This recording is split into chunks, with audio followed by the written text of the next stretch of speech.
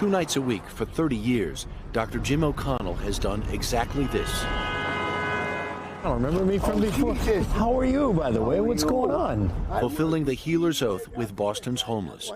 His patient this night, Michael, tells us he spent a good portion of his life in prison. He was right here. Right there? As his regrets spill out, O'Connell tends to the cut hand.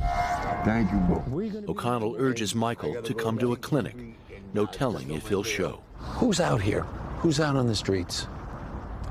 Oh, it's a real mix of people. For example, about 25% of the men that we'll see out here cannot read or write. He says most have endured significant trauma, physical, psychological. Many self-medicate, are addicted. And little did I understand how complicated it was. And you can do a lot to ease their suffering and help them out, even though you may not end their homelessness. That's what you'd say, I'll get you hot chocolate too. A classroom whiz at Notre Dame, he studied philosophy and theology, then Harvard Medical School. You know what? People would look at that and say, why the hell is that guy out here? I don't know exactly how to answer that, but I was lucky to be thrown into it and lucky that it hit the right nerves for me. And lucky for the patients of the Boston Health Care for the Homeless program he helped build, the envy of many a city. I love this place. It's really, really all I have in my life. How are you?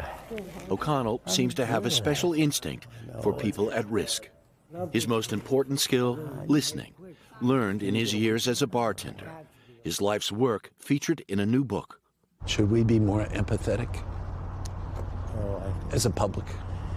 Yeah, I think that's a tall order for a public, but I would say if the public had a chance to see what we've been watching for years, you couldn't help but be empathetic. Harry Smith, NBC News, Boston. Thanks for watching our YouTube channel. Follow today's top stories and breaking news by downloading the NBC News app.